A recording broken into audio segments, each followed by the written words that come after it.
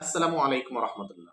সুপ্রিয় বন্ধুরা, এখন সবথেকে আলোচিত একটি বিষয় যে 18তম নিবন্ধনে অনেকগুলো প্রার্থীরা যে হাইকোর্টে রিট করেছিল, এই রিটের পক্ষে হাইকোর্ট যে রায় দিয়েছে এনটিআরসি এর বিপক্ষে, যে ৩ কার্য দিবসের ভিতর তাদের 18তম নিবন্ধনে অনুত্তীর্ণ সকল প্রার্থীদের ই সনদ প্রদান করার। এখন এই ই সনদ যদি এনটিআরসি কর্তৃপক্ষ তাদেরকে দেই, তাহলে সেক্ষেত্রে কি ষষ্ঠ গণবিজ্ঞপ্তিতে কোনো ধরনের বাধা হবে কিনা, বা ষষ্ঠ গণবিজ্ঞপ্তি এটার ক্ষেত্রে কোনো প্রতিবন্ধকতা বা স্থগিতাদেশ আসবে কিনা, সে বিষয়টি সব থেকে এখন আলোচিত বিষয়। এই বিষয়টি নিয়ে আজকে বিশ্লেষণ থাকবো। যারা নতুন আছেন চ্যানেলটি সাবস্ক্রাইব করে সাথে থাকবেন। বর্তমান যে পরিস্থিতি, এই পরিস্থিতিতে আমরা সকলে জানি 18তম নিবন্ধন ভাই প্রায় 20,000 প্লাস শিক্ষার্থী অনুত্তীর্ণ হয়েছে। তাদের ভিতর অনেকেই হাইকোর্টে রিট করেছে। এই রিটের ফলাফল হিসেবে হাইকোর্ট এনটিআরসি কে আদেশ দিয়েছে যে 3 কার্য দিবসের ভিতর 18তম নিবন্ধনে যারা অনুত্তীর্ণ হয়েছে সবাইকে ই সনদ প্রদান করতে হবে। এমনকি সাথে কিন্তু হাইকোর্ট এটাও বলেছে যে তাদেরকে ষষ্ঠ গণবিজ্ঞপ্তিতে আবেদনেরও সুযোগ দিতে হবে। এটা কিন্তু হাইকোর্টের আদেশ, এবং এনটিআরসি জানিয়েছে যে তারা আপিল করবে। কিন্তু তারা কিন্তু যদি আপিলে হেরে যায় বা আপিল যদি না করে বা সুযোগ না থাকে, তাহলে কিন্তু এনটিআরসি যদি আদালতের এই বিষয়টি যদি অমান্য করে, তাহলে কিন্তু মামলা হয়ে যাবে। এখন বিষয়টা হচ্ছে, যদি এনটিআরসি যদি ই সনদ প্রদান করে, তাহলে কি ষষ্ঠ গণবিজ্ঞপ্তি পিছিয়ে যাবে কিনা বা বিলম্বিত হবে কিনা। পূর্বের যে অভিজ্ঞতা রয়েছে 16তম নিবন্ধন এবং 17তম নিবন্ধন, এই দুটি নিবন্ধনে কিন্তু হাইকোর্টে রিট হয়েছিল, এবং সেখানে কিন্তু মামলা প্রক্রিয়াধীন ছিল, আইনি জটিলতা ছিল।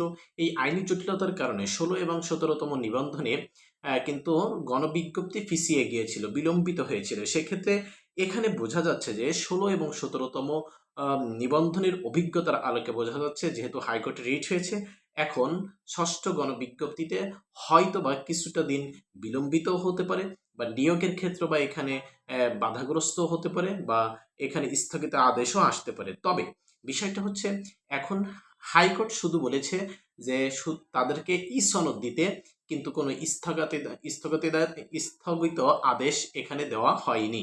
সেক্ষেত্রে এনটিআরসি কিন্তু এখনো পর্যন্ত তাদের কার্যক্রম সুষ্ঠুভাবে পরিচালনা করে যাচ্ছে, এবং এনটিআরসি তাদের গতিতে কিন্তু এগিয়ে যাচ্ছে। সেক্ষেত্রে যারা 10 তারিখের ভিতর উত্তীর্ণ প্রার্থী রয়েছেন, সকলে 10 তারিখের ভিতর আপনাদের আবেদন সম্পন্ন করবেন, কেউ বসে থাকবেন না।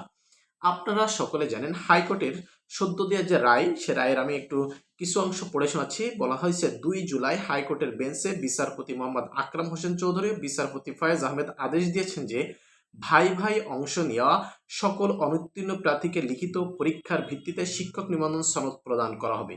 একই সঙ্গে ওই প্রার্থীদের ষষ্ঠ নিয়োগের সুপারিশের জন্য বিজ্ঞপ্তি 2025-এ আবেদন করার সুযোগ দিতে নির্দেশ দেওয়া হয়েছে, এবং 3 দিনের মধ্যে তা কার্যকর করার নির্দেশ দিয়েছে। এবং এটার বিরুদ্ধে এনটিআরসি কি করেছে, আপিল করার প্রস্তুতি নিচ্ছে। এখন বিষয় হচ্ছে, এই আদেশের প্রভাবটা কি হবে, এই প্রভাবটার মাধ্যমে কি, মানে এই প্রভাবটা কি হতে পারে। কিন্তু গণবিজ্ঞপ্তিতে কিন্তু কোথাও বলা হয়নি যে, সরি, হাইকোর্টের এই যে রায়ে কোথাও কিন্তু বলা হয়নি যে স্থগিত আদেশ বা স্টে অর্ডার যেটাকে বলা হয়, এই স্টে অর্ডার কিন্তু হাইকোর্ট দেয়নি। সেক্ষেত্রে যারা উত্তীর্ণ রয়েছেন, আপনাদের এখানে চিন্তার এখনো কিছু নাই।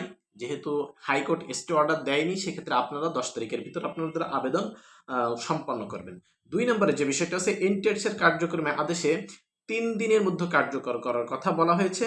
তারা আগের এবং 3 দিনের ভিতর কার্যকর করার কথা থাকায় তারা আগের পরিকল্পনা বজায় রেখে চলাচল করতে পারে। অর্থাৎ এনটিআরসি কিন্তু দেখা যাচ্ছে 3 দিনের ভিতর যে কোনো একটা সিদ্ধান্ত আসবে। সেক্ষেত্রে আপনাদের কোনো মানে কার্যক্রম পরিচালনায় কোনো ধরনের বাধাগ্রস্ত হবে না।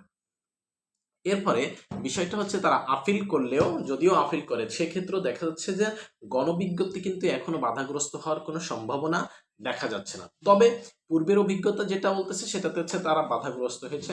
এখন ষষ্ঠ গণবিজ্ঞপ্তি কি হতে পারে, এখনো কিন্তু সেরকম কোনো পরিকল্পনা নাই। তবে এনটিআরসি তার এখনও যে পরিকল্পনা রয়েছে সেই পরিকল্পনা অনুযায়ী তারা অনড় এবং তারা তাদের কার্যক্রম পরিচালনা করে যাবে এবং খুব দ্রুতই তারা কার্যক্রমটা শেষ করতে ইচ্ছুক। সেক্ষেত্রে আপনারা আপনাদের আবেদনের ক্ষেত্রে সকল ধরনের যে সমস্ত প্রতিবন্ধকতা বাধা আছে সব বাধাকে উপেক্ষা করে আপনারা যারা উত্তীর্ণ হয়েছেন তারা আবেদন সম্পন্ন করবেন এবং অনুত্তীর্ণ যারা হয়েছেন তারা অবশ্যই হাইকোর্টের এই যে আদেশ এসেছে এই আদেশের প্রেক্ষিতে এনটিআরসি কি আপিল করে সেই আপিলের যুক্তিটা কতটুকু সঠিক হবে এবং সেখানে কারা জয় পরাজয় লাভ করবে সেটার ভিত্তিতে অনুত্তীর্ণদের অবশ্যই এই এনটিআরসির আপিলের দিকে তাকিয়ে থাকতে হবে, ফলাফল কি আসে সেটার অপেক্ষায়।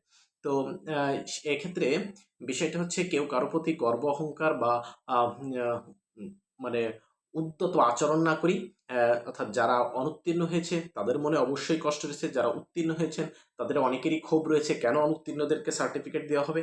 এই যে ক্ষোভ অহংকার এটা আমরা ভুলে যাই, আমরা যারা কষ্টে আছে তাদের পাশে দাঁড়াই এবং যা আপনার যে রিজিকের ব্যবস্থা অর্থাৎ আপনার যে চাকরি হবে উত্তীর্ণ হলে এটাও কিন্তু একেবারে 100% না। সেক্ষেত্রে এই যে 60,000 যারা এখন পাশ করে আছেন তাদের ভিতরে কিন্তু অনেকাংশ বাদ পড়ে যাবেন, চাকরি তাদের হবে না, এটাও আপনারা ভালো করে জানেন। সেক্ষেত্রে আমরা উদ্যত আচরণ না করি এবং সকলের প্রতি আমরা সহমর্মিতা পোষণ করি। ধন্যবাদ সবাইকে।